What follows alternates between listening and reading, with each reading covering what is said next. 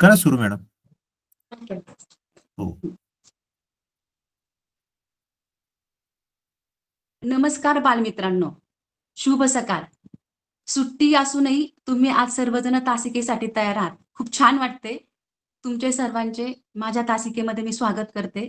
मी श्रीमती शेळके उज्ज्वला शिवाजी, जिल्हा परिषद प्राथमिक शाळा टाकळीभान.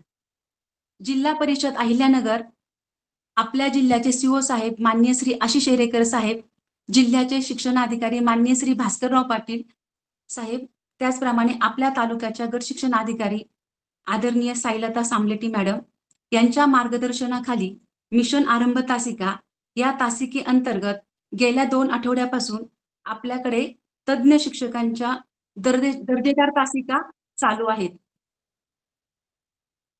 एक आठवडा इंग्रजीच्या तासिका, दुसऱ्या आठवड्यात भाषा आणि आता हा तिसरा आठवडा.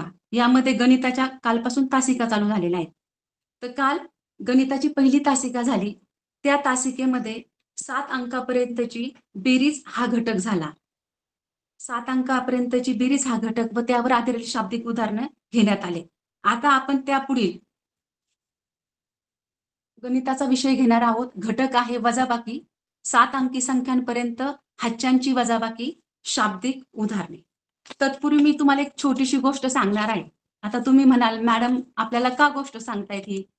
तर गोष्ट सांगण्याचं एकच कारण आहे की कुठलीही गोष्ट शिकण्यासाठी, कुठल्याही गोष्टीमध्ये अचूकपणा येण्यासाठी आपल्याला सरावाची गरज असते. आणि गणित हा विषय असा आहे की त्याच्यामध्ये सराव करण्याशिवाय पर्याय नाही. भाषा, इंग्लिश विषयामध्ये पाठांतर वगैरे असतं, पण गणित हा पूर्णपणे सरावाचा विषय आहे. म्हणून आयुष्यामध्ये सरावाला किती महत्व आहे हे सांगणारी ही एक छोटीशी कथा आहे. तुम्हाला नक्कीच ती प्रेरणादायी ठरेल. बघा, ही गोष्ट आहे एका खेळाडूची आणि हा खेळाडू होता स्विमर, म्हणजे पोहणारा. त्याचं नाव आहे मायकल फिलिप्स. आता हा मायकल फिलिप्स होता अमेरिकेचा खेळाडू. आता तुम्ही म्हणाल, मॅडम अमेरिकेच्या खेळाडूची माहिती आम्हाला का सांगताय तुम्ही? तर आहेच तशी गोष्ट ती. हा जो काही स्विमर होता मायकल फिलिप्स, त्यांनी 2008च्या ऑलिम्पिक स्पर्धेमध्ये 8 गोल्ड मेडल मिळवले होते. 8 गोल्ड मेडल मिळवले होते. आणि मग 8 गोल्ड मेडल मिळवणे ही काही सोपी गोष्ट नाही. ही स्पर्धा काही केंद्रावरची, तालुक्यावरची, जिल्ह्यावरची किंवा देश पातळीवरची स्पर्धा नसते. तर ही स्पर्धा असते जागतिक लेवलची. आणि या जागतिक लेवलच्या स्पर्धेमध्ये मुलांनो वेगवेगळ्या देशातील स्पर्धक सहभागी होतात. अतिशय उत्कृष्ट असे दर्जेदार स्पर्धक या स्पर्धेमध्ये सहभागी होतात. आणि हा जो मायकल फिलिप्स होता, याने या स्पर्धेमध्ये 8 गोल्ड मेडल मिळवले. तुम्हाला माहिती आहे आपल्या भारताची लोकसंख्या 140 कोटीपेक्षा पण जास्त आहे. परंतु आतापर्यंत जर भारताचा इतिहास पाहिला तर भारताला आतापर्यंत फक्त 10 गोल्ड मेडल मिळालेले आहेत. आणि हा एकटा मायकल फिलिप्स 2008च्या ऑलिम्पिक स्पर्धेमध्ये पोहण्याच्या वेगवेगळ्या स्पर्धांमध्ये एकाच वेळी 8 गोल्ड मेडल मिळवतो, म्हणजे ही गोष्ट अशक्यप्राय आहे, पण त्यांनी ती शक्य करून दाखवली. म्हणून या मायकल फिलिप्सची मी तुम्हाला छोटीशी गोष्ट सांगणार आहे. ज्यावेळेस मायकल फिलिप्सला 2008च्या ऑलिम्पिक स्पर्धेमध्ये 8 गोल्ड मेडल मिळाले, त्यावेळेस त्याच्या भोवती सगळा घोळका जमा झाला. वेगवेगळ्या टीव्ही चॅनलचे न्यूज चॅनलचे पत्रकार तेथे आले आणि त्यांना प्रश्न विचारायला सुरुवात केली. तर त्यामध्ये एक लेडीज पत्रकार होती, महिला पत्रकार, आणि त्यांनी विचारलं, म्हणजे आजचा दिवस तुमच्यासाठी किती लकी आहे ना? त्यावेळेस मायकल फिलिप्स थोडेसे हसले आणि म्हणाले, मॅडम हा दिवस माझ्यासाठी लकी नाहीये, तर हा दिवस मी माझ्या कष्टाने आणि मेहनतीने काय केलाय, लकी केलाय. मॅडम, ज्यावेळेस 2004ची ऑलिम्पिक स्पर्धा झाली, त्या ऑलिम्पिक स्पर्धेमध्ये मार्क स्पिन नावाचा एक जलतरणपटू होता आणि त्याला 7 गोल्ड मेडल मिळाले. आणि मी 2004 सालीच ठरवलं की आपण याचं रेकॉर्ड ब्रेक करायचं. आणि माझ्या मनाशी मी स्वतःशी गाठ बांधली की आपल्याला याचा रेकॉर्ड ब्रेक करायचे. मग आपल्याला जर 7 गोल्ड मेडल त्याला जर मिळाले असतील, तर आपल्याला 8 गोल्ड मेडल मिळवायचे. मग मी विचार केला की आपल्याला जर त्याचा रेकॉर्ड ब्रेक करायचं यशाचं, तर आपल्याला त्याच्या कष्टाचं आणि मेहनतीचं सुद्धा रेकॉर्ड काय करावं लागेल, ब्रेक करावं लागेल. आणि मग मी स्वतः जाऊन मार्क स्पिन यांना भेटलो. त्यावेळेस मार्क स्पिन म्हणाले, मी दिवसातील 8 तास पोहण्याचा सराव करायचो. 8 तास. तुम्हाला माहिती आहे दिवसाला 24 तास असतात. 12 तास रात्र, 12 तास दिवस आणि 12 तासाच्या दिवसातल्या 12 तासापैकी तो 8 तास पाण्यामध्ये पोहण्याचा सराव करत होता. मग तो जर 8 तास सराव करत असेल आणि मला जर त्याच्या यशाचा रेकॉर्ड ब्रेक करायचा असेल, तर पहिल्यांदा मला त्याच्या मेहनतीचं, कष्टाचं रेकॉर्ड ब्रेक करावं लागेल. तो जर 8 तास सराव करत असेल, तर मी 12 तास सराव करण्याचा निश्चय केला. आणि त्या दिवसापासून मी दररोज 12 तास पोहण्याचा सराव करत होतो. दररोज मी 15 किलोमीटर रोज पोहण्याचा मी सराव करत होतो. आणि हा सराव केवळ 1 दिवसाचा नसून महिन्याचे 30-31 दिवस, वर्षाचे 365 दिवस आणि 365 दिवस आणि 4 वर्ष मी सलग या 12 तासाचा दैनंदिन सराव करत होतो. आणि या दैनंदिन सरावामुळे माझ्यामध्ये अचूकता आली आणि मग त्यामुळे मी रोज 15 किलोमीटर पोहायचं आणि असं जवळ-जवळ मी 4 वर्षे 22,000 तास पाण्यामध्ये पोहत होतो. आणि तुम्हाला माहिती आहे, आपण 2 तास जरी पाण्यामध्ये राहिलो, तर आपल्या हातापायाचे बोटे गळून गेल्यासारखे वाटतात. आपली स्किन ओली होती, आपल्या स्किनला जखमा होतात. आणि हा मायकेल फिलिप्स आहे, यांनी दररोज 12 तास मेहनत, एकही दिवस खाडा न करता वर्षाचे 4 4 वर्ष सलग सराव केला आणि म्हणून त्याला हे यश मिळालं. आणि म्हटला, "मॅडम, हा दिवस माझ्यासाठी लकी नसून या दिवसाला मी काय केले, माझ्या मेहनतीने आणि कष्टाने काय केलेलं आहे, लकी ठरवलेलं आहे." तर मला एकच सांगायचंय मुलांनो, नवोदय आणि स्कॉलरशिपची परीक्षा ही टफ असते. त्याच्यासाठी आपल्याला खूप सराव करण्याची गरज आहे.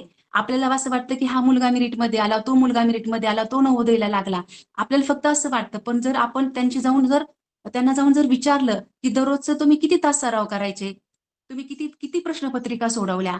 जर तुम्हाला पण शिष्यवृत्ती परीक्षेत, मंथन परीक्षेत किंवा नवोदय परीक्षेमध्ये जर यश मिळवायचं असेल, तर जे मुलं जे मुलं ह्या स्पर्धेमध्ये आलेले आहेत, जे शिष्यवृत्तीमध्ये आलेले आहेत, तर त्यांच्या आपल्याला मेहनतीचं काय करायचंय, कष्टाचं काय करायचंय, रेकॉर्ड ब्रेक करायचंय आणि तेव्हाच तुम्ही काय येऊ शकता, मेरिट लिस्टमध्ये येऊ शकता. आणि सर्वात महत्त्वाची गोष्ट, की या तासिकेसाठी आपल्या तालुक्यातल्या प्रत्येक शाळेतील गुणवंत विद्यार्थी आहेत, की जे मिशन आरंभच्या परीक्षेमध्ये टॉपला होते. त्याच्यामुळे मला निश्चितच आहे, की हे जे काही आपले शिक्षक जे अगदी मन लावून तयारी करून हे जे काही मार्गदर्शन करतायत, ह्या मुलांना फायदा होऊन नक्कीच आपले मुलं जास्तीत जास्त मेरिट लिस्टमध्ये येतील. म्हणून छोटासा हे 2 मिनिटाची गोष्ट सांगण्याचा प्रयत्न केला. आता आपण आपल्या मूळ मुद्द्याकडे येऊया. तर माझा आजचा घटक आहे वजाबाकी आणि या वजाबाकी घटकामध्ये माझा घटक आहे 7 अंकी संख्यांपर्यंतची वजाबाकी आणि त्यावर आधारित शाब्दिक उदाहरणे.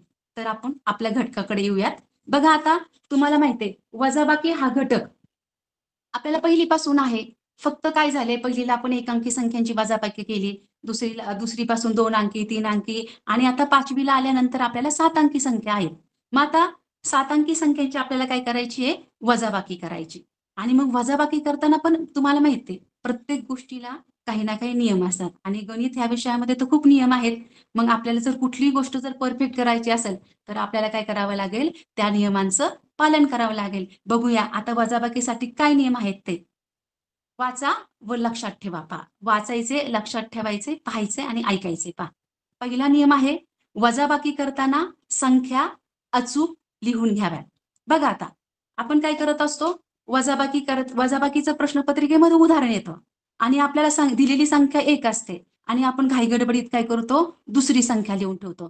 त्यामुळे आपल्याला वजाबाकी येत असून सुद्धा आपलं उदाहरण चुकतं. पहा आता इथं संख्या दिलेली आहे आपल्याला 60,03,500. पण जर आपण उदाहरण सोडवताना जर आपण एक शून्य जर कमी केला, तर निश्चितच काय होणार आहे, आपलं उदाहरण चुकणार आहे. तुम्हाला किती परफेक्ट वजाबाकी येऊ द्या, तुम्ही एक शून्य लिहायचा विसरलात. त्यामुळे काय करायचं, प्रश्नामध्ये जे अंक दिलेले आहेत, ते अंक पहिल्यांदा अचूक लिहा. त्यावेळेसच तुमचं उदाहरण काय होईल, बरोबर येईल. त्या त्यानंतर दुसरा नियम आहे पहा, अंकांची मांडणी करताना त्याच्या त्याच्या स्थानानुसार मांडणी करून घ्यावी.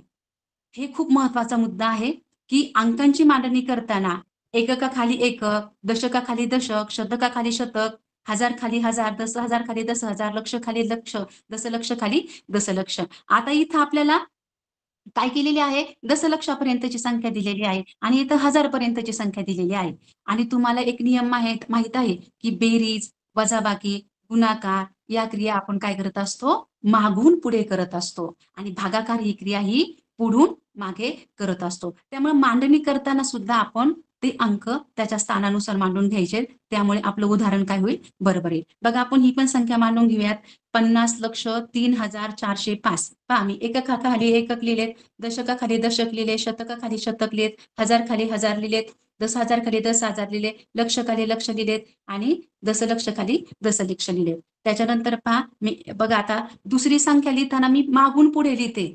पुढून मागे जर आपण लिहिली तर आपलं उदाहरण काय होऊ शकतं, चुकू शकतं. बघा आता मी 4 एककाखाली एकक, दशकाखाली दशक, शतकाखाली शतक आणि हजारखाली हजार. आता आपण वजाबाकी करून घ्या. 5 4 गेले 1, 0 0, 4 3 गेले 1, 3 2 गेले 1, 0 0, 0 0, 5. आपण जर असं अंक व्यवस्थित लिहिले, त्याची मांडणी व्यवस्थित केली, एकाखाली एक अंक लिहिले, तर नक्कीच आपलं उदाहरण काय होणार आहे, बरोबर येणार आहे. आता तिथं आपल्याला परीक्षेमध्ये एवढे घरं वगैरे आखता येणार नाही. आपल्याला कच्चं काम करताना फास्ट असं करावं लागणार आहे. ते तुम्हाला सरावाने येऊन जाईल. आता तिसरा नियम काय आहे पहा, आपल्याला हातचे मनात ठेवण्याचा पण आपल्याला काय करायचं आहे, सराव करायचा आहे. आपण जर हातचे मनात ठेवले तर काय होईल, त्याचा त्याचा आपल्याला निश्चितच फायदा होईल, की आपल्याला फास्ट कॅल्क्युलेशन करता येते. चौथा आहे उदाहरणातील भाषेचा अर्थ नीट समजावून घ्या.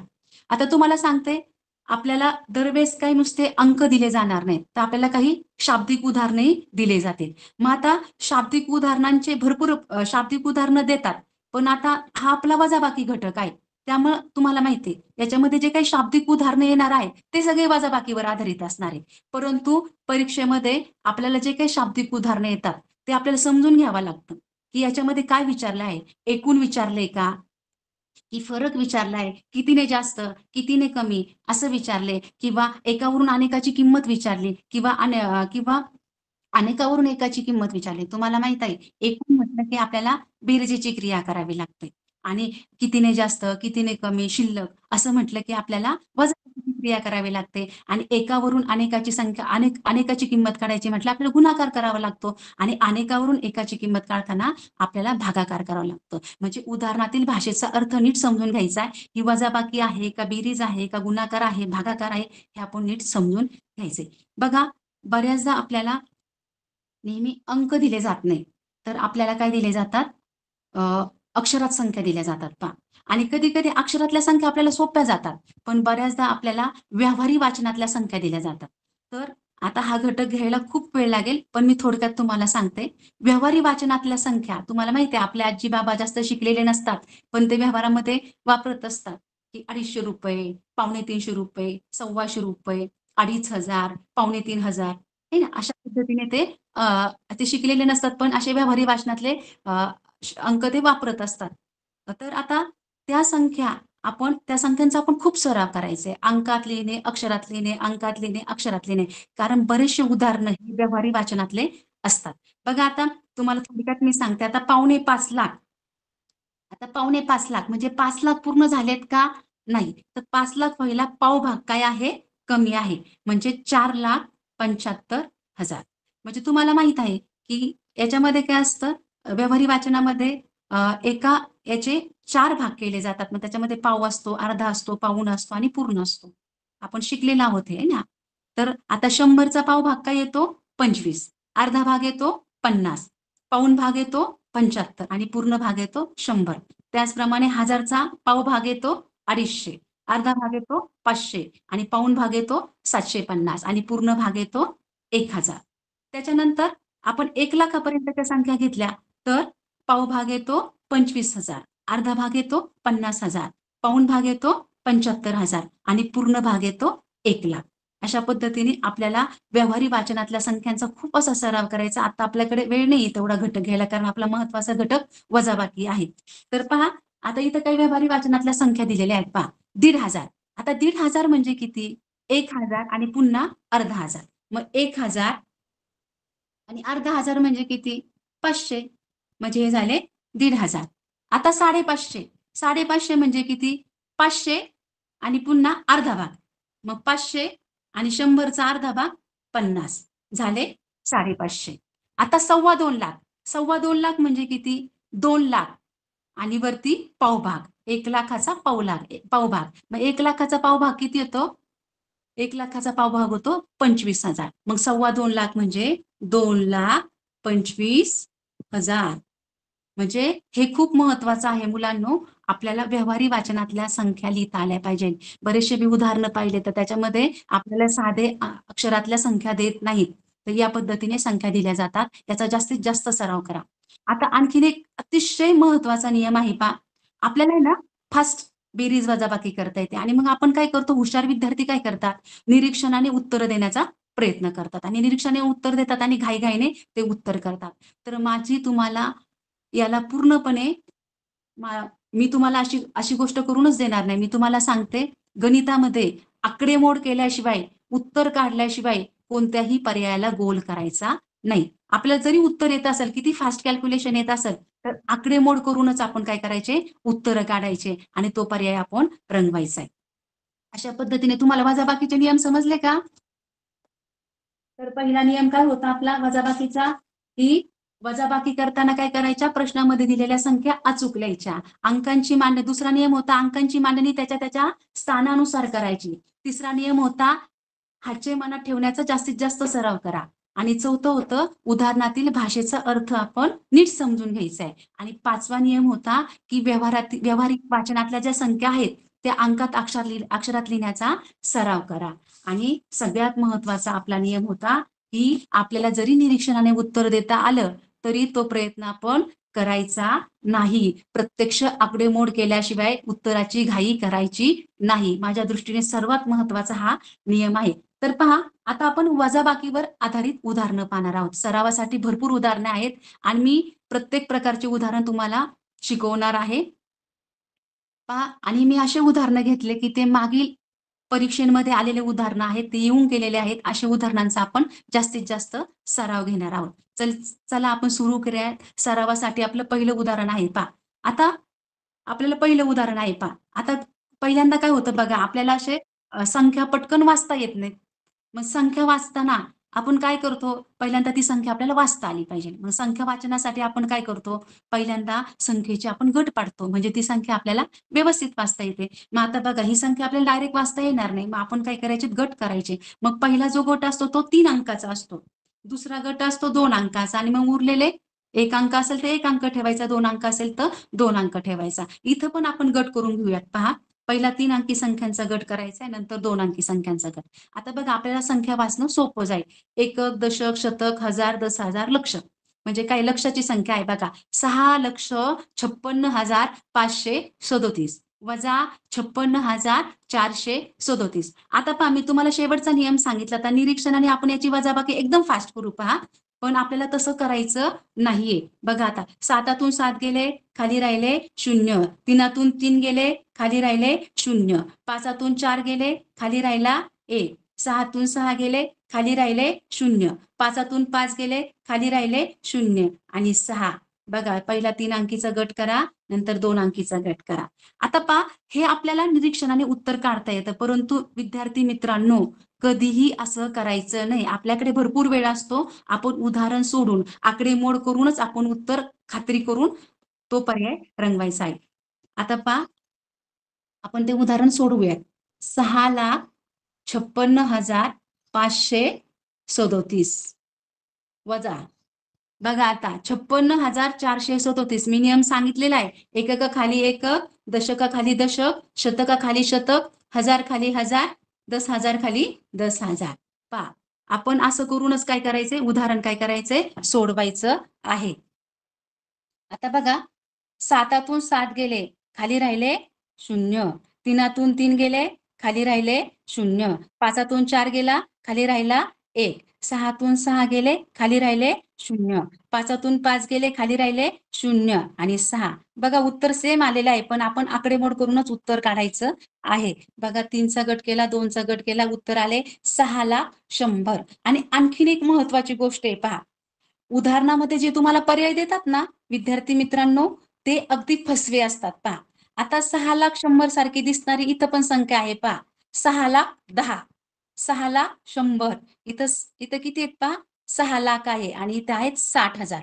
आता पर्याय अगदी तंतोतंत जुळणारे आहे. तुम्ही काय करता, आकडेमोड करता, व्यवस्थित उत्तर काढता, पण घाई गडबडीत काय करता, जो पर्याय आहे उत्तराचा त्या पर्यायाला त्या पर्यायासारखा दिसणारा दुसराही पर्याय असतो आणि नेमकी तुम्ही तिथे फसगत करता आणि दुसऱ्याच पर्यायाला काय करता, टिक मार्क करता आणि तो पर्याय रंगवून टाकता. तर आपण तुम्हाला मी सांगितलं एका शून्याला पण किती महत्व आहे, एका अंकाला पण किती महत्व आहे. तर पहा आपण काय करायचंय बघा, 6,00,100 कुठे आहे पहा, पर्याय क्रमांक 3. या पद्धतीने पर्यायाची खात्री केल्याशिवाय आपण काय करायचं नाही, गोल रंगवायचा नाही. त्या पद्धतीने आता आपण पाहणार आहोत दुसरं उदाहरण. पहा आता दुसरं उदाहरण काय बघा, इथे चौकट दिलेली आहे 2,575 वजा पुन्हा चौकट दिलेली आहे 836 बरोबर 28,739. तर चौकटीच्या जागी कोणता अंक येईल पहा. विद्यार्थी मित्रांनो, आपण नेहमी प्रश्नाकडून उत्तराकडे जात असतो, परंतु कधी कधी ना आपल्याला आहे ना उत्तराकडनं प्रश्नाकडे जावं लागतं. पहा आता आपण काय करणार आहोत, एक एक पर्यायाचा काय करणार आहोत, वापर करणार आहोत. पहा आपण हे उदाहरण खाली लिहून घेऊयात. अंकाखाली अंक लिहिण्यासाठी स्केच पेन वापरता येईल का मॅडम? हो येईल ना सर. हो वापरा मग स्केच पेन.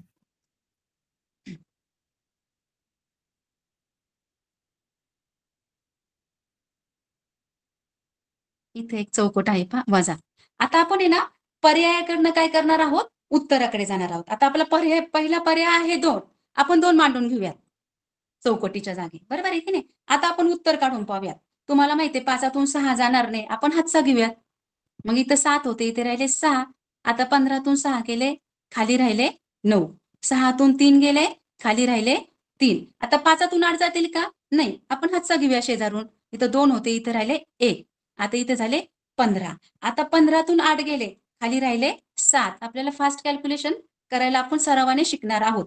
आता 1तून 2 जातील का, नाही, पुन्हा आपण हातचा घेणार आहोत. इथं 2 होते, इथे 1 आणि घेतले हातचा, इथे झाले 11. आता 11तून 2 गेले, खाली राहिले 9 आणि 1 उत्तर आले 39,000 ते 19,739. 19,739. पण आपलं उत्तर काय आहे, 28,739. मग हा पर्याय काय आहे, चुकीचा आहे. आता आपण दुसरा पर्याय टाकून पाहूया.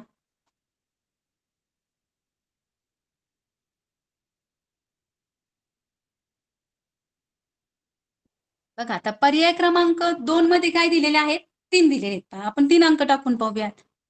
आता मला सांगा 5तून 6 जातील का, नाही, हातचा घेऊयात शेजारून. इथं 7 आहेत, इथे राहिले 6, इथे झाले 15. 15तून 6 गेले, खाली राहिले 9. 6तून 3 गेले, खाली राहिले 3. आता 5तून 8 जातील का, नाही, हातचा घ्यायचा शेजारी. इथं 2 होते, तिथे राहिले 1, इथे झाले 15.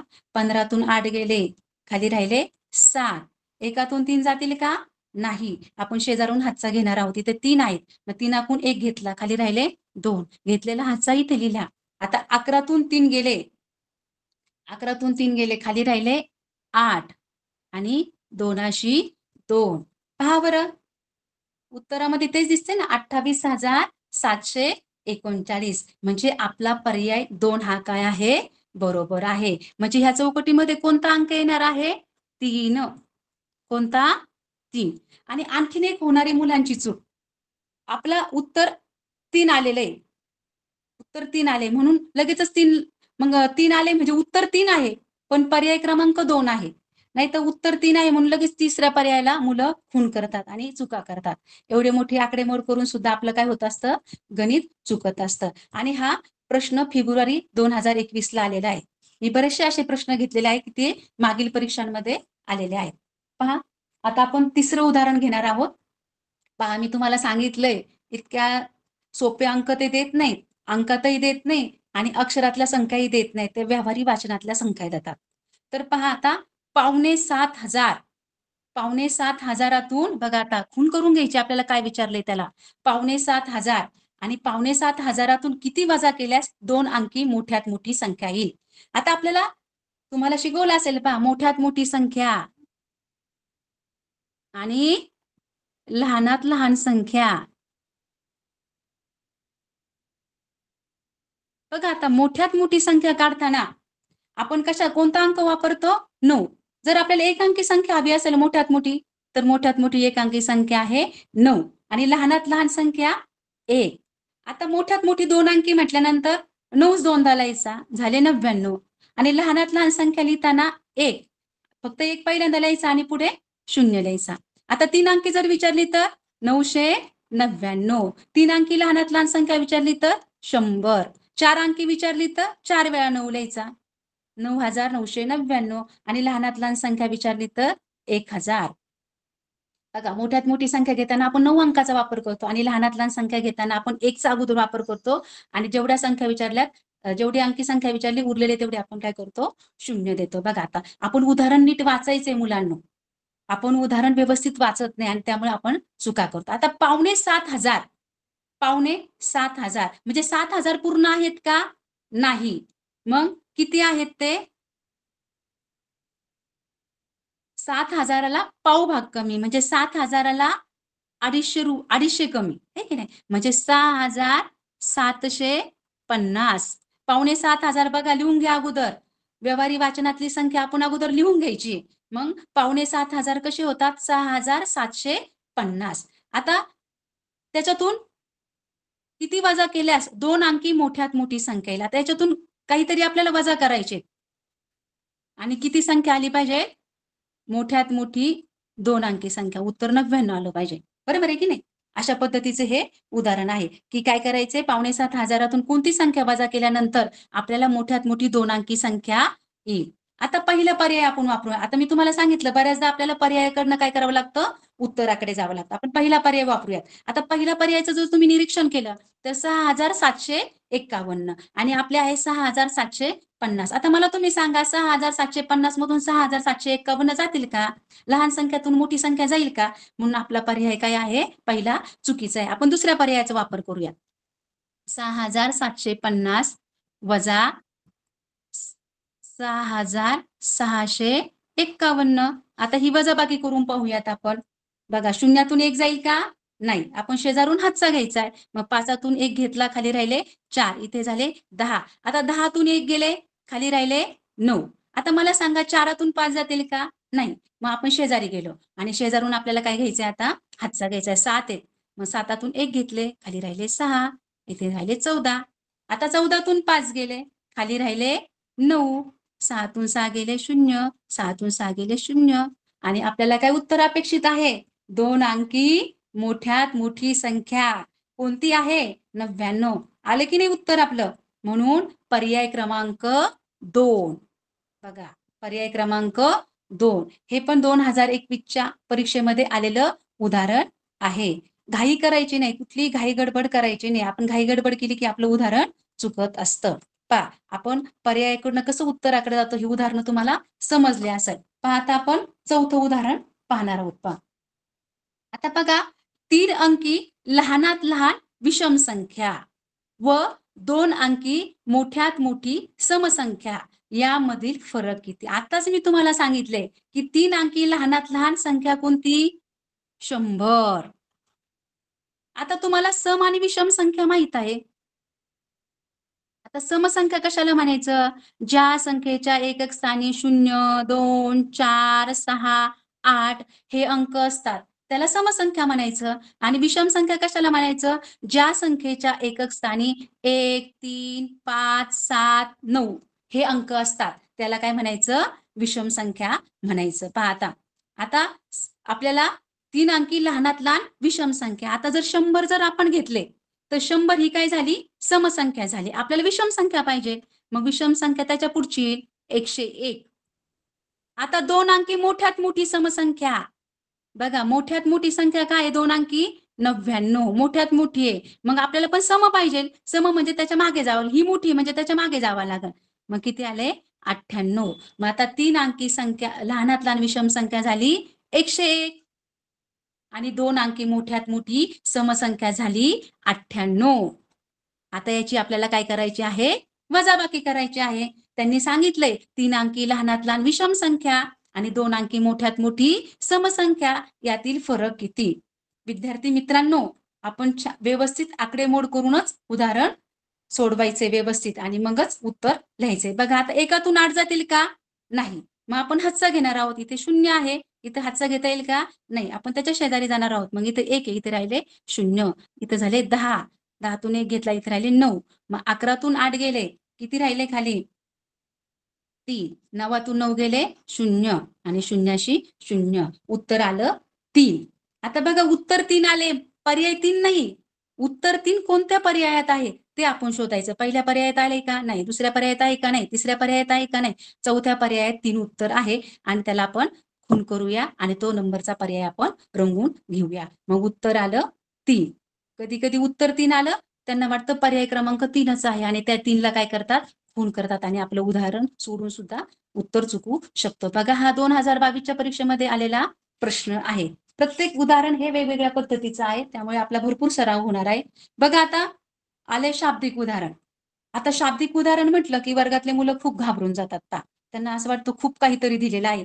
पण शाब्दिक उदाहरण जर तुम्ही व्यवस्थित वाचलं तर तुम्हाला काही सुद्धा अवघड जाणार नाही. ते व्यवस्थित वाचायचे, आपल्याला काय दिले आणि आपल्याला काय काढायचे हे आपण जर व्यवस्थित वाचलं तर आपल्याला ते उदाहरण सोडवणं सोपं जातं. पहा आता मी उदाहरण वाचते, पहा. मे महिन्यात महाबळेश्वराला 2.25 लाख, बघा पुन्हा व्यापारी वाचनातली संख्या आलेली आहे, 2.25 लाख पर्यटकांनी भेट दिली.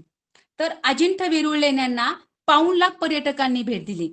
तर महाबळेश्वरला अजिंठा वेरूळ लेण्यांपेक्षा किती जास्त पर्यटकांनी भेट दिली? बघा कितीने जास्त, कितीने कमी. म्हटलं की आपल्याला काय करावी लागते, वजाबाकी करावी लागते. आणि 2021 साली हा प्रश्न आलेला आहे. मुलं एवढा मोठा प्रश्न पाहून गोंधळून जातात. आता तुम्हाला माहित आहे पर्यटक या शब्दाचा पण आपल्याला अर्थ माहित असला पाहिजे. मुलांनी आता टीव्ही वरती पाहिलं असेल, भारत पाकच्या युद्धामध्ये पर्यटक म्हणजे काय, आहे की नाही, आणि पर्यटन म्हणजे काय. कारण तुम्हाला माहित आहे बातमी येत होती, जम्मू काश्मीरमधील पहलगाम येथे टुरिस्ट वरती काय झाला, अतिरेक्यांचा हल्ला झाला, त्याच्यामध्ये 26 जण गेले. मग आता पर्यटक आणि पर्यटन म्हणजे काय, पहा मुद्दामच या शब्दांचे मी तुम्हाला अर्थ सांगते, कारण आपल्याला आपले सगळे विषय एकमेकांशी मिळते जुळते असतात. कारण आपल्याला स्कोरिंग करायचं असेल तर आपल्याला चारही विषयांचं ज्ञान हवं आणि हे शब्द शाब्दिक उदाहरणामध्ये ह्या शब्दांचा आपल्याला अर्थ समजला पाहिजे, तरच आपण ते काय करू शकतो, उदाहरणं सोडू शकतो. आता पर्यटक म्हणजे काय, पहा आपण ज्या ठिकाणी राहतो ना त्या ठिकाणाहून आपण दुसऱ्या ठिकाणी जातो. कशासाठी जातो, विशिष्ट हेतूने जातो. आपल्याला सुट्टीमध्ये आनंद घ्यायचा असतो, एखाद्या निसर्ग पाहायचा असतो किंवा एक विशिष्ट हेतूने अभ्यासाच्या दृष्टीने सुद्धा काही लोक जातात. मग ज्या व्यक्ती ह्या दूरच्या प्रवासाला जातात त्याला म्हणायचं पर्यटक, त्याला म्हणायचं टुरिस्ट, पर्यटक. आणि पर्यटन म्हणजे काय, पर्यटन म्हणजे काय माहितीये का, आता हे जे काही लोक आपल्या घरापासून दूर राहतात मग त्यांना तिथे सुविधा नको का, राहायला हॉटेल्स पाहिजेत, जर त्यांना टेकडीवर चढून जायचं असेल तर घोडे पाहिजेत, परत रोपवे पाहिजेत, मग परत जाण्या येण्यासाठी वाहतुकीचं साधन हवं, विमान सेवा असेल, रेल्वे सेवा असेल किंवा वेगवेगळ्या ज्या सेवा असतील वाहतुकीसाठी, ह्या सगळा जो व्यवसाय आहे याला पर्यटन म्हणतात, त्याला म्हणायचं टुरिझम. टुरिझम. आता तुम्हाला माहित आहे आपण आपला शब्दसंग्रह खूप असला पाहिजे. आता माझ्यासारखा जर शिक्षक असेल तर मुद्दामच नवोदयच्या परीक्षेला किंवा शिष्यवृत्तीच्या परीक्षेला जे काही उतार येतात मराठीमध्ये मुद्दाम रिसेंट विषयावरती काय देऊ शकतात, उतारा देऊ शकतात. मग त्यावेळेस आपल्याला पर्यटकाचा अर्थ, पर्यटन म्हणजे काय हे शब्द माहित असले पाहिजेत. तुम्हाला माहित आहे आपल्याला कोरोनाच्या काळात सुद्धा खूप नवीन नवीन शब्द माहित झाले होते, क्वारंटाईन, लॉकडाऊन, कर्फ्यू, आणि ह्या भारत पाकच्या युद्धात सुद्धा खूप नवीन नवीन शब्द माहित झाले, पहा युद्धविराम, परत आणखीन बरेचसे शब्द होते पहा याच्यामध्ये सुद्धा, मॉक ड्रिल, असे विविध प्रकारचे शब्द सुद्धा आपल्याला माहित झाले. मुलांनो आपण विद्यार्थी आहात, आपण खूप ज्ञान मिळवण्याचा प्रयत्न करत जा, टीव्हीवरती बातम्या ऐकत जा, रोज पेपर वाचत जा, त्यामुळे आपला शब्दसंग्रह वाढतो आणि हे शब्दसंग्रह आपल्याला या परीक्षेमध्ये उपयोगी येत असतात. पहा आता मे महिन्यामध्ये महाबळेश्वर, तुम्हाला माहिती आहे महाबळेश्वर हे ठिकाण सातारा जिल्ह्यामध्ये आहे आणि अजिंठा वेरूळा हे ठिकाण जे आहे हे संभाजीनगरमध्ये आहे. आता मे महिना आहे, साहजिकच लोक थंड हवेच्या ठिकाणी जाणार आहे की नाही, महाबळेश्वर हे थंड हवेचं ठिकाण आहे. आता बघा महाबळेश्वरला 2.25 लाख पर्यटक आहे. पहा महाबळेश्वरला किती पर्यटक गेलेले आहे, 2.25 लाख, म्हणजे 2,25,000 पर्यटक गेलेले आहेत. आणि अजिंठा वेरूळला किती गेलेले आहेत, पहा अजिंठा वेरूळ, अगोदर दिलेल्या गोष्टी व्यवस्थित लिहून घ्यायच्या. अजिंठा वेरूळला 1.25 लाख, 1.25 लाख म्हणजे किती, 75,000. आता आपण जे काही अंक लिहिलेत त्या अंकावरनच आपल्याला काय होतंय, लक्षात येतंय की महाबळेश्वरचे पर्यटक जास्त आहेत अजिंठा वेरूळ लेणीच्या पर्यटकांपेक्षा, बरोबर आहे की नाही. मग आपल्याला काय करायचंय, महाबळेश्वरला अजिंठा वेरूळपेक्षा किती पर्यटक जास्त गेले तुम्हाला माहितीये, कितीने जास्त कितीने कमी शिल्लक यासाठी आपण वजाबाकीची क्रिया करतो, म्हणून आपल्याला इथे वजाबाकी करायची आहे. मग शून्यातून शून्य गेले शून्य, शून्यातून शून्य गेले शून्य, शून्यातून शून्य गेले शून्य, पाचातून 5 गेले शून्य. आता 2तून 7 जातील का? नाही, आपल्याला हातचा घ्यावा लागेल. इथे 2 आहेत, इथे 1, इथे घेतले 12, इथे राहिले 5 आणि 1 1. बघा आपण गट करायचे, 3चा गट 2चा गट, 1,50,000. आता तुम्ही पहा, तुम्हाला पर्याय खूप फसवे असतात. पहा इथे 1,50,000 आहेत, इथे 1,25,000 आहे, त्याची तंतोतंत जुळणारा. तर आपण जे काढलेलं आहे आकडेमोड करून ते कोणत्या पर्यायात आहे ते अगोदर व्यवस्थित पाहायचंय, त्या पर्यायाला खूण करायची आणि मगच आपला गोल पेपरमध्ये रंगवायचा आहे. बघा हा प्रश्न 2021च्या परीक्षेमध्ये आला होता. समजले काय उदाहरण तुम्हाला? काहीच अवघड उदाहरण नव्हतं, फक्त उदाहरण दिसायला फार मोठं होतं, सिंपल वजाबाकी होती. आता त्यानंतर आपण दुसरं उदाहरण पाहणार आहोत. आता तुम्हाला सांगितलं अगोदर संख्या वाचताना आपण त्याचे गट करून घ्यायचे, इथे पण आपण गट करणार आहोत. बघा आता 70,602 अधिक इथे चौकट आहे पहा, आणि पुढे आहे 92,328 असल्या चौकटीत कोणती संख्या येईल? बघा आता 70,602. आता बघा त्याच्यामध्ये कोणती संख्या मिळाल्या? 92,328 येईल. इथून सुद्धा आपल्याला काय करायचंय, पर्यायाकडनं काय करायचंय, उत्तराकडे जायचंय. बघा आपण पहिला पर्याय मिळून पाहूया. त्याच्यामध्ये 70,602 अधिक करायचे पहा, याची बेरीज करून पहा, 5 2 6 2 9. आपल्याला उत्तर काय अपेक्षित आहे? 92,328. पण आपलं उत्तर आले 92,625, म्हणजे हा पर्याय चुकीचा आहे. आपण दुसरा पर्याय वापरून पाहूयात. 70,602 अधिक 6 2 7 1 आणि 2. 6तून 2 गेले ते 2 आणि 6 8. आता इथे बेरीज करतोय पहा आपण, 2 6 2 12 आणि 1 13, कारण इथं बेरीज आहे, 1 आणि 1 2. इथं उत्तर आले 92,328. आपण या पद्धतीने पण सोडू शकतो, किंवा आपण पदावली सारखं सुद्धा हे उदाहरण सोडू शकतो. दोन पद्धतीने आपण दोन पद्धतीने आपण हे उदाहरण सोडू शकतो. पहा आता पदावली सारखा जर विचार केला तर इथं आहे 70,602 अधिक इथे चौकट आहे आणि पुढे आहे 92,328. आता ही संख्या आपल्याला चौकटीचं उत्तर काढायचंय ना, मग आपल्याला ही संख्या काय करावं लागेल, इकडे न्यावं लागेल. मग 92,328 आता जागा नाही इथे, वजा 70,602 याची वजाबाकी करून सुद्धा आपल्याला हे उत्तर मिळू शकतं. पाहू आपण वजाबाकीने पण करून पाहूया.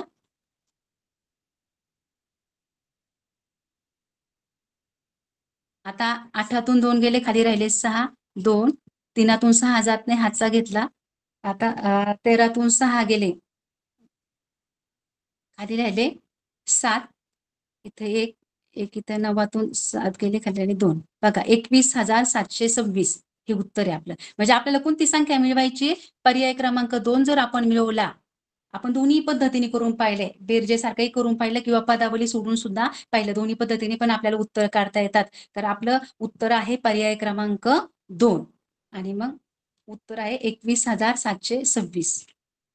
बघा तुम्हाला परत एकदा सांगते, पर्याय खूप फसवे असतात. 21,726 सारखी दिसणारी संख्या इथं पण आहे पहा, आणि आपण घाईगडबडीत दुसऱ्या पर्यायाला खूण करतो. त्यामुळे काय करायचं, व्यवस्थित जे उत्तर आलं तो पर्याय कुठे आहे त्याला हे करायची, खूण करायची आणि तो गोल रंगवायचा. बघा आता पुढचं उदाहरण आहे, थोडंसं वेगळं आहे. अशी उदाहरणं पाहिले तरी मुलं घाबरून जातात, अरे हे काय दिलंय, चौकट दिलीये, वर्तुळ दिलंय, त्रिकोण दिलंय आणि त्याच्या जागी कोणती संख्या आहे असं विचारले. तर आता पहा आपल्याला, बघा काय दिले, 3 चौकोन दिले, त्याच्यातून वजा 3 वर्तुळ दिले आणि बरोबर 3 त्रिकोण आहे. बघा आता आपल्याला चौकोन, वर्तुळ आणि त्रिकोण पुन्हा एकदा आपल्याला पर्यायाकडनं काय करायचंय, उत्तराकडे जायचं. आता आपण पहिल्या पर्यायाचा वापर करूयात. आपण चौकोन बरोबर काय मानूयात, 7, वर्तुळ बरोबर 3 आणि त्रिकोण बरोबर 5 आणि सोडून पाहूयात. पहा आता 3 चौकोन म्हणजे किती लिहायचे, 3 7 वजा 3 वर्तुळ, 7तून 3 गेले, खाली राहिले 4, 7तून 3 गेले, खाली राहिले 4, 7तून 3 गेले, खाली राहिले 4. बघा आपल्याला 4 अपेक्षित नाही, कारण त्रिकोण म्हणजे काय, 5 आहे. जर चौकोन 7 घेतला आपण वर्तुळ जर 3 घेतलं तर त्रिकोण 5 आला पाहिजे, आपला त्रिकोण 4 आलाय, म्हणजे हा पर्याय योग्य नाही. तर पहिला पर्याय काय आहे आपला? चुकीचा आहे. आपण दुसरा पर्याय वापरून पाहूयात बघा आता. आता दुसऱ्या पर्यायामध्ये चौकोनासाठी काय आहे? 9. वर्तुळासाठी आहेत 4 आणि त्रिकोणासाठी आहेत 5. मग आपण चौकोनासाठी किती वापरूयात? 9 वापरूयात. 9, 9, 9 आणि वर्तुळासाठी किती वापरूयात? 4, 4, 4 आणि वजा. आता 9तून 4 गेले खाली राहिले 5. 9तून 4 गेले खाली राहिले 5. 9तून 4 गेले खाली राहिले 5. बघा आणि त्रिकोण बरोबर, इथं बरोबर त्रिकोण आहे हा. त्रिकोणात 5 आहेत पहा.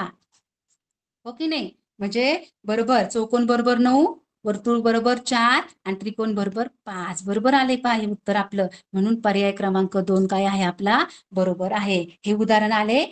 हे उदाहरण 2017च्या परीक्षेमध्ये आले होतं. पहा समजतंय ना? बघा त्यानंतर पहा त्याच पद्धतीचं उदाहरण आहे पहा. फक्त इथं आता काय झालंय, वर्तुळाऐवजी काय आलेलं आहे? स्टार आलेलं आहे पहा. आता आपल्याला पुन्हा पर्यायाकडनं काय करायचंय? उत्तराकडे जायचंय. पहा उदाहरण नीट लिहून घ्या इथे. इथे स्टार आहे, स्टारच्या तिथं डॉट ठेवते मी. इथं त्रिकोण आहे, त्रिकोणाच्या तिथं डॉट ठेवते आणि इथं डॉट ठेवते पहा. वजा इथं 5 आहे, इथं चौकोन आहे, इथं 2 आणि 3.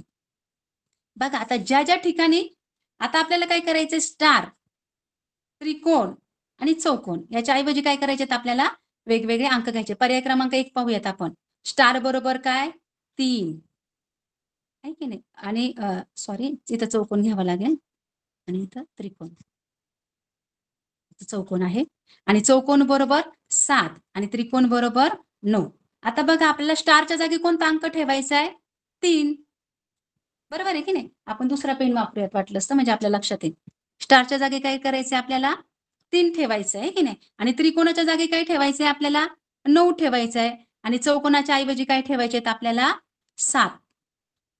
मांडलंय? चौकोनाच्या जागी 7, त्रिकोणाच्या जागी 9 आणि स्टारच्या जागी 3. आता हे उदाहरण आपण सोडून पाहूया. आता 7तून 3 गेले, खाली राहिले 4. 9तून 2 गेले, खाली राहिले 7. आता 2तून 7 जातील का?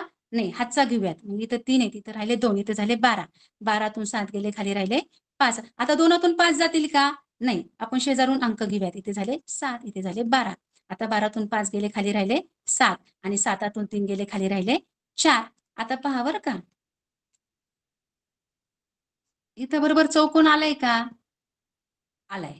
बघा आपल्याला जे अपेक्षित होतं ते आलेलं आहे बघा. 4 इथे 4 होता, इथे 5 होता, इथे 4 होता आणि इथं इथं चौकोनासाठी जो अंक वापरलाय तो 7 आलाय ना, 7 इथे.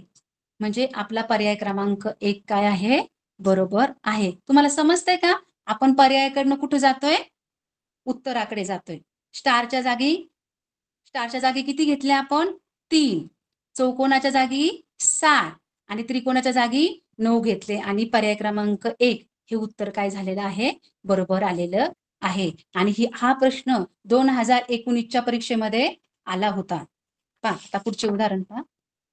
बघा पुन्हा शाब्दिक उदाहरण आले. शाब्दिक उदाहरण आलं की आपण घाबरून जातो. बरोबर आहे की नाही? आता पहा कोल्हापूर अहमदनगर बस. पहा लक्ष द्या, आपण बस स्टँडला जातो. बऱ्याचदा आपल्याला कळत नाही बस कुठून निघाली आणि कुठे चालली आहे. बरोबर आहे की नाही? आता पहिलं जे गाव असतं त्या ठिकाणून बस निघलेली असते आणि दुसऱ्या गावी काय चाललेली असते? बस चाललेली असते. मग सांगा मला आता ही बस कोल्हापूरवरून कुठे चाललेली आहे? अहमदनगरकडे चाललेली आहे. पहा कोल्हापूरवरून बस निघलेली आहे आणि कुठं चाललेली आहे? अहमदनगरकडे चाललेली आहे. बघा आपण उदाहरण एकदा वाचूया. कोल्हापूर अहमदनगर बस 25 प्रवाशांना घेऊन कोल्हापूरवरून निघाली. बघा आपण लिहून घेऊयात. कोल्हापूरवरून बस निघाली पहा. आणि कोल्हापूरवरून निघताना तिच्यात किती प्रवासी बसलेले आहेत? 25. बघा कोल्हापूरच्या स्टँडवरून बस निघाली, त्याच्यामध्ये 25 प्रवासी निघाले, 25 प्रवासी बसले. आता ती बस गेली कुठे? कराडला. कराड सातारा जिल्ह्यात आहे. कराडला गेली. आता कराडला गेल्यानंतर काय झालं पहा. कराडला गेल्यानंतर 12 प्रवासी त्याच्यामध्ये चढले म्हणजे अधिक करायचे. मग 12 जण चढले. मग किती झाले बसमध्ये प्रवासी? 5 आणि 2 7, 2 आणि 1 3, 37 प्रवासी झाले पहा. परंतु दरवेळेस चढतातच का प्रवासी? नाही, काही जण उतरले पण. मग किती जण उतरले? तर त्याच्यातून काय झाल्या? 4 स्त्रिया उतरल्या. उतरल्या म्हणजे वजा करायच्या. मग 37 मधून 4 गेले, 7तून 4 गेले 3, राहिले 33. बघा आता कराडला काय झाले, 12 प्रवासी चढले आणि 4 प्रवासी उतरले, म्हणून आता बसमध्ये झाले 33 प्रवासी. आता बस चालली बघा, कराडवरून कुठे चालली आता बस? साताऱ्याला. आणि साताऱ्याला आल्यानंतर बसमध्ये किती प्रवासी होते तेव्हा? 33 प्रवासी होते, बरोबर आहे की नाही? आता साताऱ्याला आल्यावर पण काही प्रवासी चढले आणि काही प्रवासी उतरले. मग साताऱ्याला आल्यानंतर 16 प्रवासी चढले. किती प्रवासी चढले? 16. मग आपल्याला बेरीज करावी लागेल. मग 6 आणि 3 9, 3 आणि 4. आता किती प्रवासी झाले? 49. पण नुसते चढले नाही, तर काही प्रवासी उतरले. किती उतरलेत? 9. म्हणजे काय करावं लागेल? वजाबाकी आपल्याला करावी लागेल. पहा, 9तून 9 गेले 0, इथे राहिले 40. आता साताऱ्याहून जेव्हा बस निघाली तेव्हा त्याच्यात 40 प्रवासी होते. आता बस आली पुण्याला. पुण्याला बस चालली त्यावेळेस बसमध्ये प्रवासी होते 40. किती प्रवासी होते? 40. बसमध्ये प्रवासी होते 40. आता पुण्याला काहीतरी प्रवासी उतरलेत. त्यांनी सांगितलं बसमधून काही प्रवासी उतरले. चढलेलं त्यांनी सांगितलेलं नाही. चढलेलं असेल तर आपल्याला बेरीज करावी लागली. म्हणजे काहीतरी प्रवासी इथं उतरलेत. पुण्यावरून बस आता कुठे चाललीये? अहमदनगरला. पण पुण्याला गेल्यानंतर पुण्याच्या बस स्टँडवरती काही प्रवासी उतरले, पण किती प्रवासी उतरले हे आपल्याला माहित नाही. आणि बस डायरेक्ट आता कुठे आलेली आहे? अहमदनगरला. आणि अहमदनगरला जेव्हा बस स्टँडवर बस आली त्यावेळेस त्याच्यात होते फक्त 15 प्रवासी. बघा, अहमदनगर. आता अहिल्यानगर झालंय, आहे की नाही? त्यावेळेस हे जुनं उदाहरण आहे. अहिल्यानगरला यायला पाहिजे होतं नाही ते. तर अहिल्यानगरला आल्यानंतर किती प्रवासी झाले? राहिलेत 15. किती प्रवासी झालेत? 15. आता मला सांगा, आपण कोल्हापूर पासून इथपर्यंत करत आलो. पुण्याला आल्यावर थोडंसं हे झालंय पहा. पुण्याला किती उतरलेत आपल्याला माहित नाही. पण पुण्यावरून ज्यावेळेस बस अहमदनगरला आली त्यावेळेस त्याच्यामध्ये 15 प्रवासी होते. आता मला सांगा, 40 मधून किती गेल्यावर 15 राहतील? तेवढे प्रवासी काय झालेले असणारे? पुण्याला उतरलेले असणारे. मग आपण 40 मधून 15 काय करूयात? वजा करूयात. 10तून 5 गेले 5, 3तून 1 गेला 2. म्हणजे पुण्याला किती प्रवासी उतरले असतील? 25. मग 40 मधून 25 गेल्या तेव्हा अहमदनगरला 15 प्रवासी येतील. आणि पर्याय क्रमांक पहा 25 कुठे आहे बघा. तंतोतंत जुळणारे पर्याय असतात, थोडासा फरक असतो. तर पर्याय क्रमांक काय आहे? 1. अशा पद्धतीचं उदाहरण खूप मोठं दिसत होतं, पण आपण एक एक वाक्य वाचून एक एक माहिती लिहित गेलो, एक एक सोडवत गेलं. एकदम जर सगळं उदाहरण सोडवायचं म्हटलं असतं तर आपल्याला ते जमलं नसतं. तर आता हा विद्यार्थी मित्रांनो, हा प्रश्न 2020च्या परीक्षेमध्ये आला होता. अतिशय सोपं होता, फक्त उदाहरण फार मोठं होतं, त्यामुळे आपण थोडंसं घाबरून जातो. तर घाबरायचं काही कारण नसतं. आपण उदाहरण व्यवस्थित वाचायचे, स्टेप बाय स्टेप ते उदाहरण सोडवायचे आणि मग आपल्याला उत्तराकडे जाता येतं. त्याच्यानंतर पहा आपण दुसरा प्रश्न पाहणार आहोत. साकोली गावची लोकसंख्या. तुम्हाला मी सांगितले संख्यांचं वाचन करताना अगोदर गट पाडायचे संख्यांचे. 3चा गट, 2चा गट, 1. आता साकोली गावची लोकसंख्या किती आहे बघा. लोकसंख्या एकूण म्हणजे किती लोक आहेत त्या गावामध्ये? लोकसंख्या आहे 1,54,389. आता लोकसंख्या आहे त्यापैकी बघा, अंकाचं वाचन करताना अगोदर गट पाडून घ्यायचे. 1,08,457 लोकांकडे मोबाईल आहेत. मग आता एकूण लोकसंख्या काय आहे? 1,54,389.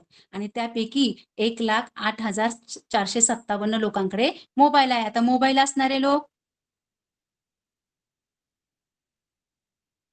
किती आहेत? मागून लिहायचे 7, 5, 4, 8, 0 आणि 1. बघा, 1,08,457. आता जर पाहायला गेलं आजच्या काळात तर प्रत्येकाकडे मोबाईल असतो, हे ना. एवढ्या कमी लोकांकडे असणार नाही. तर आपलं उत्तर आलं असतं तेवढ्याच्या तेवढ्या लोकसंख्येकडे मोबाईल आहे, लहान मुलं जर सोडले तर. बरोबर आहे की नाही? तर पहा, आता 1,54,389 ही लोकसंख्या आहे आणि मोबाईल असणारे आहेत 1,08,457. आता किती लोकांकडे मोबाईल नाही म्हणजे एकूण लोकसंख्येतून आपल्याला काय करावे लागेल? मोबाईल असणारे लोक काय करावे लागतील? वजा करावे लागतील. करायची वजाबाकी मग आता समजते ना विद्यार्थी मित्रांनो? बघा आता व्यवस्थित वजाबाकी आपण करायची. 9तून 7 गेले खाली राहिले 2, 8तून 5 गेले खाली राहिले 3, 3तून 4 जाणार नाही, हातचा घेऊयात. इथे झाले 13, इथे झाले 3. आता 13तून 4 गेले खाली राहिले 9. आता 3तून 8 जातील का? नाही. पुन्हा हातचा घेऊयात. इथे 4, इथे 13. आता 13तून 8 गेले, खाली राहिले 5. 4 4, 0 0. बघा आता उत्तर आलेलं आहे 45,932. बघा आता त्याच्यासारखे दिसणारे पर्याय आहेत बघा इथं 45,942 आहे.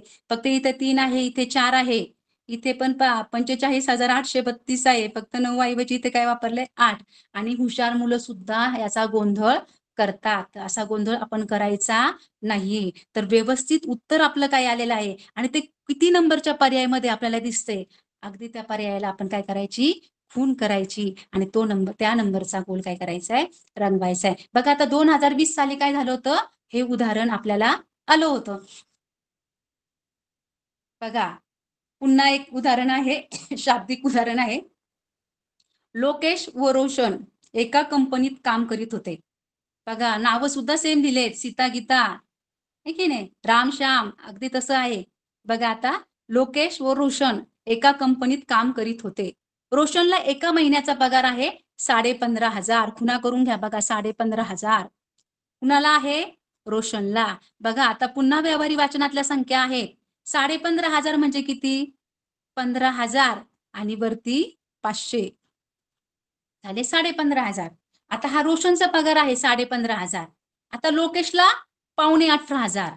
आता लोकेशला पहा रोशन आणि लोकेश 18,500 म्हणजे 18,000 पूर्ण आहेत का नाही. म्हणजे किती आहेत 18,000ला पाव भाग कमी आहे म्हणजे आहेत 17,750 म्हणजे 18,500. आता बघा तुम्हाला सरळ सरळ उदाहरणामध्ये दिसते की कुणाला पगार जास्त आहे लोकेशला कुणापेक्षा रोशनपेक्षा. आता त्यांनी विचारले की त्या महिन्यामध्ये लोकेशला रोशनपेक्षा किती रुपये जास्त पगार मिळाला. तर आपल्याला कितीने जास्त कितीने कमी शिल्लक यासाठी आपण वजाबाकी करत असतो बरोबर आहे की नाही. मग आता लोकेशच्या पगारातून जर आपण रोशनचा पगार वजा केला तर आपल्याला कितीने जास्त पगार लोकेशला मिळाला हे आपल्याला सोडवता येईल. मग लोकेशचा पगार आहे 17,750. त्यातून आपण रोशनचा पगार वजा करूयात. रोशनचा पगार आहे 15,500.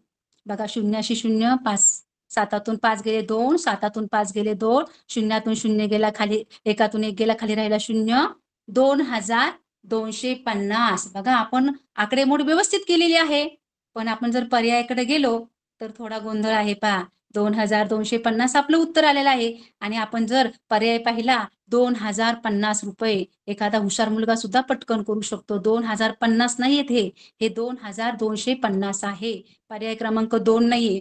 तर आपल्याला याचं रूपांतर पुन्हा व्यावहारी वाचनाच्या संख्येत करायचे. आता 2,250 म्हणजे किती आहेत 2,000 वरती पावभाग आहे म्हणजे 2,25,000 रुपये. बघा 2,25,000 कुठे दिसत आहेत पहा. बघा किती फसवे पर्याय आहे. एखाद्या हुशार मुलाने सुद्धा दुसरा पर्याय टिकमार्क केला असता पण नाही. तर पर्याय क्रमांक काय आहे 1 आहे. त्याचं रूपांतर पुन्हा कशामध्ये केलेलं आहे व्यावहारी वाचनामध्ये केलेलं आहे. बघा आता एक 12 नंबरचं उदाहरण आहे. 42 दशकातून 10 एकक वजा करून त्यात किती दशक मिळवले असता उत्तर 5 शतक येईल. बघा 2017ला हा प्रश्न आला होता. बघा आता 42 दशक 1 दशक म्हणजे किती 1 दशक म्हणजे 10 आपल्याला माहित आहे. मग 42 दशक बरोबर 42 गुणिले 10 बरोबर 420. आता 42 दशकातून किती वजा करायचे आपल्याला 10 एकक. 1 एकक म्हणजे 1 एकक म्हणजे 1. मग 10 एकक म्हणजे किती 10. आता त्यांनी आपल्याला सांगितले की 42 दशकातून 10 एकक वजा करा. केले वजा 410 आले बरं का. किती आले 410. बघा 42 दशकातून आपण 10 एकक वजा केलेत आले उत्तर 410 आणि ते असं म्हणतात याच्यामध्ये किती दशक मिळवायचे उत्तर 5 शतक येईल. आता 5 शतक म्हणजे किती शतक म्हणजे 100. मग 5 गुणिले 100 5 गुणिले 100 बरोबर 500. मग उत्तर काय आलं पाहिजे आपल्याला 500. पण याच्यासाठी याच्यामध्ये किती दशक मिळवावे लागतील तेव्हा आता 410 मध्ये किती दशक मिळवल्यावर 500, तर आपण वजाबाकी करून पाहूयात. 500तून 410 वजा करूयात. 0, 10तून 1 गेला खाली राहिले 9, 4तून 4 गेले 0. आता 90. आपण 410 मध्ये आपण डायरेक्टली सांगू शकलो असतो. 410 मध्ये आपण 90 मिळवले. किती आले? 500. म्हणजे काय आले? 500. बघा 42 दशक दिले होते आपल्याला, 10 एकक दिले ते 42 दशकातून आपण 10 एकक वजा केले. बरोबर आहे की नाही? आता त्याच्यात आपल्याला किती दशक मिळवल्यावर आपल्याला 5 शतक येतील हे आपल्याला काढायचं होतं. बरोबर आहे की नाही? तर काय आलं उत्तर? 90. आता 90 म्हणजे किती? आता 90 किती दशक आहे? 90 म्हणजे किती दशक? बघा इथं सुद्धा आपलं उत्तर चुकू शकतं. आपण डायरेक्ट 90 जिथे पर्याय आहे तिथे उत्तर आपले 90 आले ना, मग आपण लगेच पहिल्या पर्यायाला हुशार मुलं सुद्धा खून करून टाकतात. तर असं करायचं नाही. पर्याय क्रमांक 1 लगेच रंगवून टाकला असता. पण आपल्याला उत्तर जरी आपलं 90 आलंय, तर 90 ही संख्या आलेली आहे. पण त्याचं जर दशकात रूपांतर केलं, तर त्याचं उत्तर होतं 9 दशक. आणि आपल्याला दशकामध्ये उत्तर विचारले. किती दशक? 90 म्हणजे 9 दशक. मग आपण एवढं आकडेमोड केलेली असताना सुद्धा आपला पर्याय चुकू शकतो. तर डायरेक्ट 90 उत्तर नाहीये. तर उत्तर क्रमांक आहे 2, 9. हे 2017 साली आलेलं हे काय आहे? उदाहरण आहे. बघा आता मोठ्यात मोठी 5 अंकी संख्या. आता तुम्हाला मी शिकवलंय मोठ्यात मोठी संख्या लिहायची. 5 अंकी संख्या 5 वेळा 9 लिहून टाकायचा. 99,999 झाली की नाही 5 अंकी संख्या मोठ्यात मोठी. तुम्हाला मी सांगितलं मोठ्यात मोठी संख्या लिहिताना 9 अंकाचा वापर करायचा आहे. आता मोठ्यात मोठी 2 अंकी संख्या. आता मोठ्यात मोठी 2 अंकी संख्या किती येणार? 2 वेळा 9 लिहून टाकायचा. झाले 99. बघा मोठ्यात मोठी 5 अंकी संख्या आणि मोठ्यात मोठी 2 अंकी संख्या यांची बेरीज करा. यांची बेरीज काय यांची बेरीज 3 अंकी लहानात लहान संख्येपेक्षा कितीने मोठी आहे?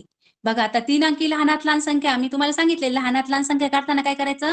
पहिल्यांदा 1 लिहायचा आणि उरलेल्या अंकात 0 लिहायचा. झाली 3 अंकी संख्या 100. आता आपल्याला असं त्यांनी विचारले की 5 अंकी मोठ्यात मोठी संख्या आणि 2 अंकी मोठ्यात मोठी संख्या यांची बेरीज करायची आणि ती याच्यापेक्षा कितीने मोठी ही बेरीज? तर आपण अगोदर बेरीज करून घेऊयात. 9 9 18 हातचा लेख 9 9 18 ने 19 हातचा लेख 9 1 10 हातचा लेख 9 1 10 हातचा लेख 9 1 10. बघा उत्तर काय आले बघा 1,98,000. बरोबर आहे की नाही?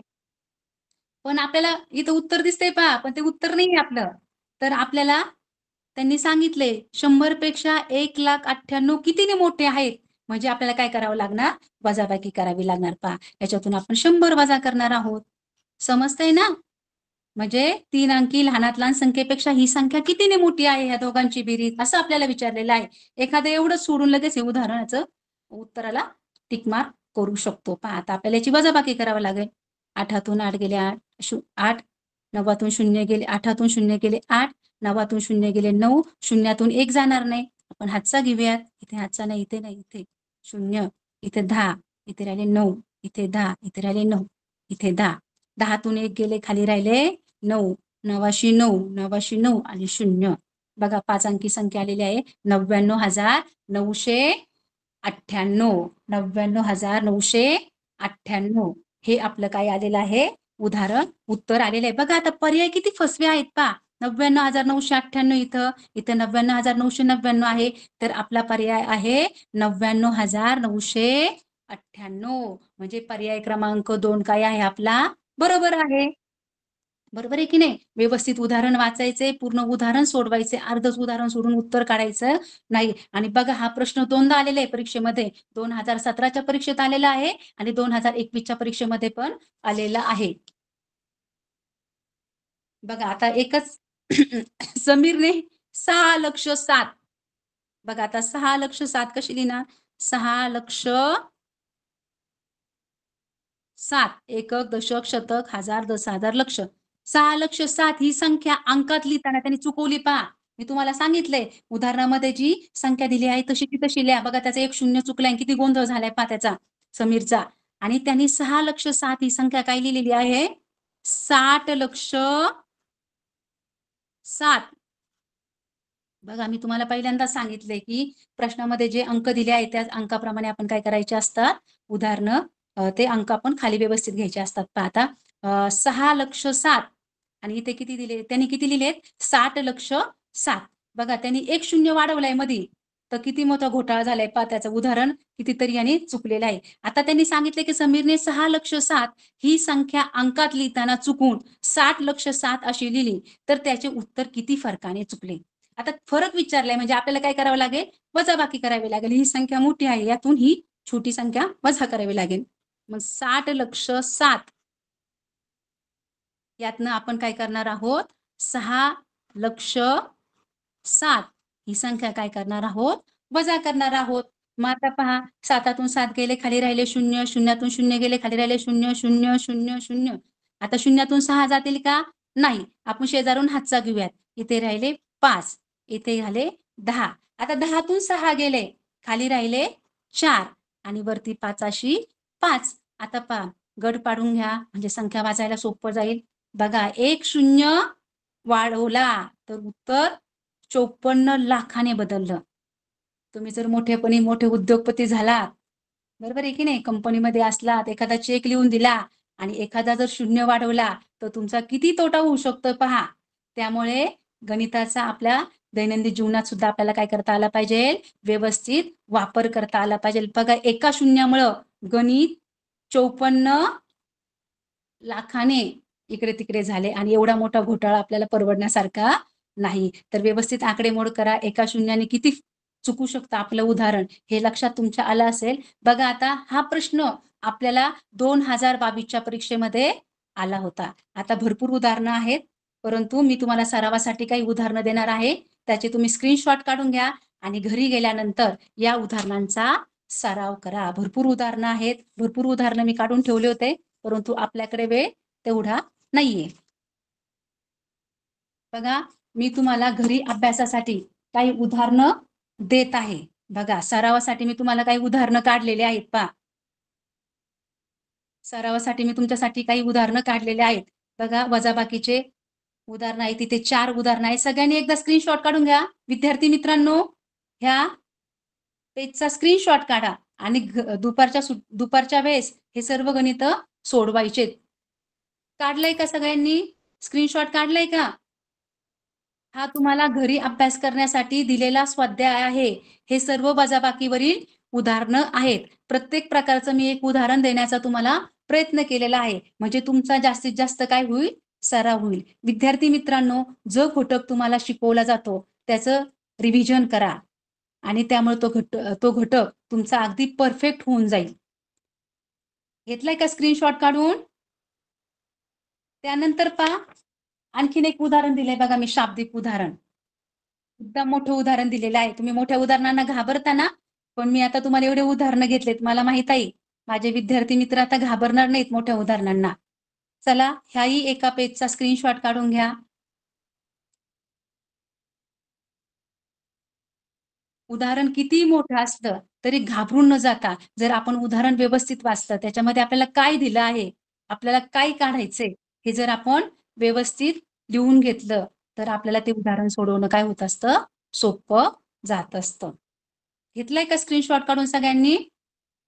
फक्त तुम्हाला सगळ्यांना विद्यार्थी मित्रांना मी एकच सांगेल की इतक्या दर्जेदार तासिका तुम्हाला पाहायला मिळत आहेत. तुमचं नशीब आहे.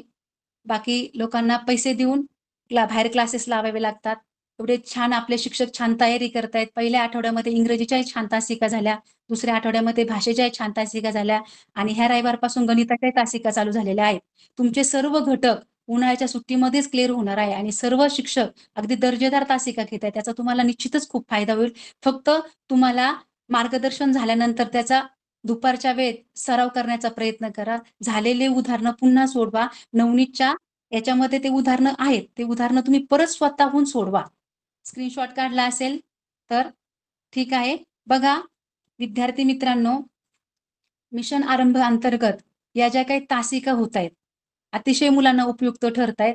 मिशन आरंभ जेव्हापासून चालू झाले तेव्हापासून शाळेमध्ये आपला निकालही वाढतोय, शिष्यवृत्तीचा असेल, नवोदयचा असेल आणि मुलांची 3रीच्या वर्गापासूनच छानपैकी तयारी होते. त्यामुळे त्याचा मंथनच्या परीक्षेत, लक्षवेधच्या परीक्षेत सुद्धा आम्हाला खूप फायदा झाला आणि आता ह्या दर्जेदार तासिकेचा निश्चितच आपल्या तालुक्याचा निकाल खूप छान लागेल आणि या तासिकेसाठी मार्गदर्शन करण्यासाठी मला आपल्या तालुक्याच्या गट शिक्षण अधिकारी मॅडम आदरणीय साईलता सामलेटी मॅडम यांनी मला संधी दिली. त्याचप्रमाणे आपले तंत्रस्नेही शिक्षक शेख सर असतील, श्री शेख सर, श्री साळवे सर आणि श्री राणे सर यांनी सुद्धा खूप मदत केली. कालच मी सांगितलं शेख सरांना फोन करून की सर असं आहे की तर त्यांनी मला खूप छान मार्गदर्शन केलं आणि त्यांनी काही सजेशन पण दिल्या मला की छान, त्यामुळे मी आज छान पद्धतीने लेक्चर घेऊ शकले. त्यांचेही खूप धन्यवाद. त्याचप्रमाणे विद्यार्थी मित्रांनो, तुम्ही या तासिकेसाठी अगदी सुट्टी असू नये सकाळी उठून ह्या तासिकेसाठी तयार होतात. माझ्या अगोदर ज्यावेळेस मी चालू केलं तर माझ्या अगोदर सुद्धा मुलं तासिकेसाठी तयार होते, रेडी होते. खूप छान वाटलं आणि तुम्हाला याचा अर्थ तासिका आवडतायत म्हणजे चांगला इफेक्ट होतोय तुमच्यावरती. तर तुमचा विद्यार्थी मित्रांचं पण मी खूप खूप धन्यवाद करते. सर्वांचं मी खूप धन्यवाद करते आणि तुमचा निरोप घेते. धन्यवाद. सर थांबू?